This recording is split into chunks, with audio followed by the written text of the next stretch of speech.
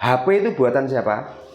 Coba perekonomian sampai ke Nusantara, sampai ke beberapa negara. Itu siapa yang mengajari?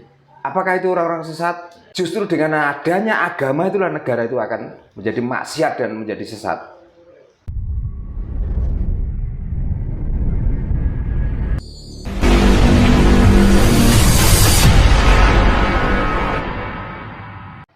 Kalau memang dia pandai menceritakan tentang sejarah leluhurnya waktu dulu, sehingga Islam itu bisa masuk sini dan bisa diterima, itu baru kiai. Tapi kalau yang diceritakan tuh orang-orang dari luar dan menyebut tokoh ini menjadi seperti ini, orang sini nggak butuh kok tokoh itu. Untuk apa?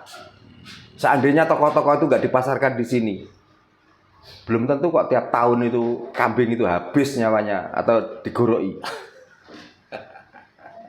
Gila. Pembunuhan massal itu, Pak. Nah, setiap tahun ada pembunuhan massal. Ini karena apa? Karena menganut tokoh dari luar itu. Justru kalau tokoh dari sini, kita itu menyembelih kambing boleh, menyembelih sapi boleh, tapi sesuai dengan kebutuhan kita. Karena apa? Ya karena kita itu punya rasa. Dia juga berhak hidup di dunia ini. Jadi jangan semena-mena terus bentahun terus patah di barengan. Setelah itu dinikmati, berpesta pora. Loh gitu kok diklaim korban. Ya namanya berkorban itu gak seperti itu.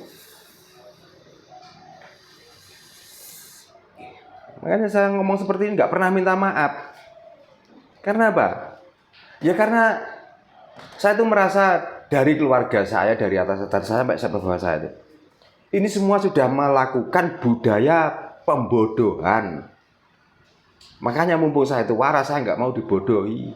Oke, Pak. Lu sebenarnya dibodohi, Pak. Bodohi. Bagi orang yang mendengarkan ini kok sakit hati, silakan. Dengan seperti ini saja sakit. Tapi bangsa kita, negara kita, yang dari awal berdiri sampai sekarang dibodohi, direndah-rendahkan, diremeh-remehkan. Kok podo meneng wae?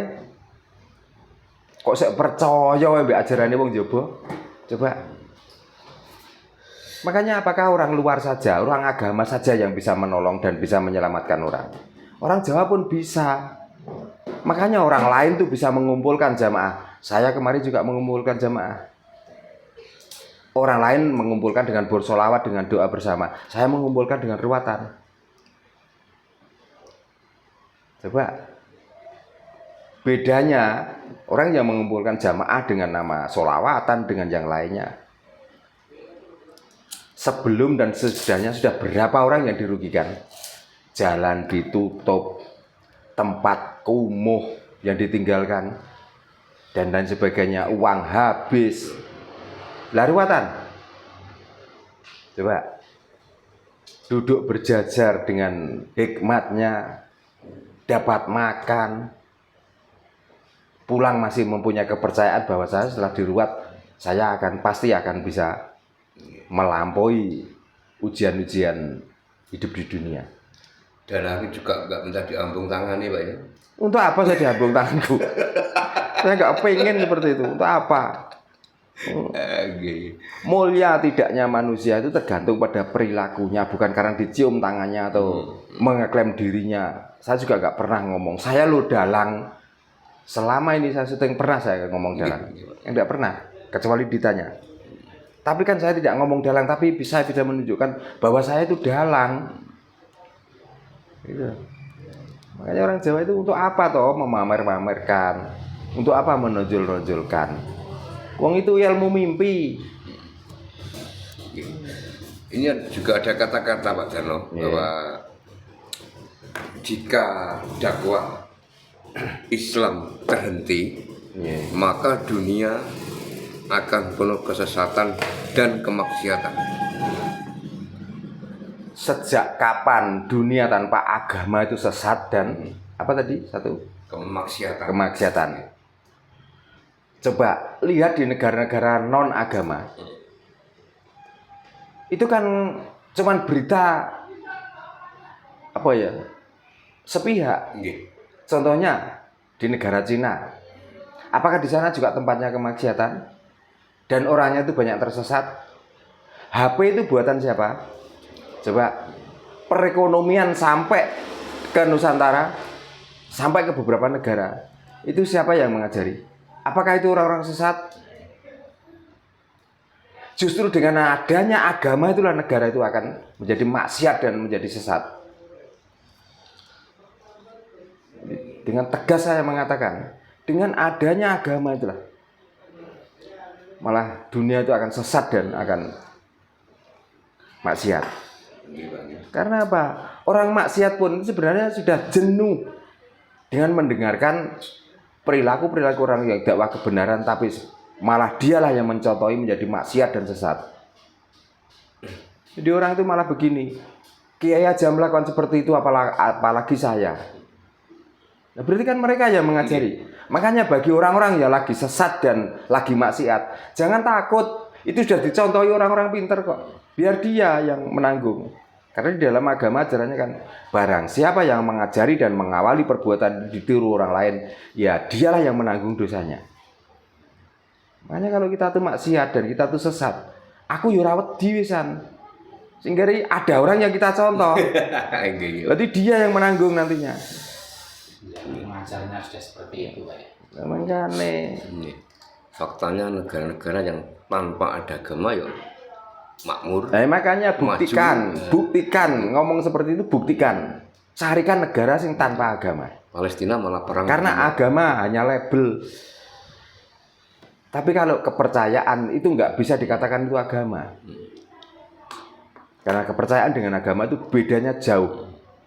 Orang yang berkepercayaan itu pasti dia mempunyai pegangan. Pegangan hidup ini yang benar bagaimana. Tapi orang yang berpegangan dengan salah satu label dari agama belum tentu bisa mengarahkan hidupnya dengan benar. Karena orang-orang yang melakukan itu hanya tiru-tiruan. Bahkan sampai pergi haji, itu belum tentu orang itu paham tentang haji. Nah, gitu. Tapi sudah melakukan, sudah melaksanakan. Setelah datang ditanya, bagaimana toh haji itu? Ya pokoknya melu. Apa? Untuk apa melakukan sesuatu yang kita tidak paham dan harus kita paksakan dan kita lakukan untuk apa? Ya. Nah, kadang ini terkait haji, Pak Darno. Saya itu pernah baca bahwa Wali Songo sendiri tuh satu pun nggak ada yang haji kok. Nah, Ya. kenapa orang sekarang gitu justru malah berlomba-lomba menggadaikan tanah, menjual tanah satu peta untuk ke sana. Nah, mestinya kan kalau kita kembali ke sejarah Wali Songo katanya Pak Darno, entah itu cerita rekayasa atau kita kan faktanya kan itu sebenarnya rekayasa. Dan Wali Songo sendiri yang menjadi penyebar Islam aja nggak pernah haji kok, sekarang kok malah. Sekali lagi Mas, Wali Songo bukan penyebar Islam. Bukan gitu. Dia meneruskan Islam yang sudah ada di sini. Tinggal meneruskan, Pak. Tinggal meneruskan. Karena dia berani melakukan itu karena di sini sudah ada. Kalau belum ada, mampus musuh wong Jawa. Karena sudah ada dan banyak ada pengikutnya, maka dia berani datang. Karena wong Jawa itu ngeyel. Ngomong Tuhan itu pun kalau nggak ditunjukkan, itu saya bertanya-tanya, apa tuh Tuhan gue? Gitu loh. Makanya bukan dia penyebar agama, bukan. Apalagi yang sejarah sampai sekarang Wali Songo yang terakhir. Kalau memang dia itu walinya Tuhan untuk menyampaikan agama, kenapa dia dibentuk oleh negara? Wali Songo itu bentukan negara loh. Kan setelah adanya Mojopahit, sebelum Mojopahit itu dipegang oleh Brawijaya ke-7, apakah ada Wali Songo? Kan nggak ada loh. Kok tiba-tiba ngomong bahwa Islam itu dibawa oleh Wali Songo? Sebagian memang karena dia meneruskan. Wali-wali itu ada yang mengajarkan tentang ajaran agama. Karena dia bidangnya itu. Bukan bidangnya, dia mempunyai bidang masing-masing, tapi dia itu paham tentang agama. Seperti saya, karena saya itu di bidang saya pertukangan. Jadi kalau main kemana saja, setelah melihat tukang itu kurang pintar, ya saya ajarkan. Tapi kan saya ngajarkan ini sebelumnya sudah ada tukang toh. Nggih. Bukan berarti tukang itu adalah ajaran saya. Bukan seperti itu. Ya lagian kalau agama sudah dibawa ke sini dan disiarkan, apakah negara tanpa agama itu nggak bisa berdiri tuh kira-kira? Makanya kalau agama itu mengajarkan kebaikan dan kebenaran, sampai Nusantara ini ada kerajaan yang besar antara Demak Bintoro dan Mojopahit. Perang ini gara-gara apa? Ini gara-gara agama.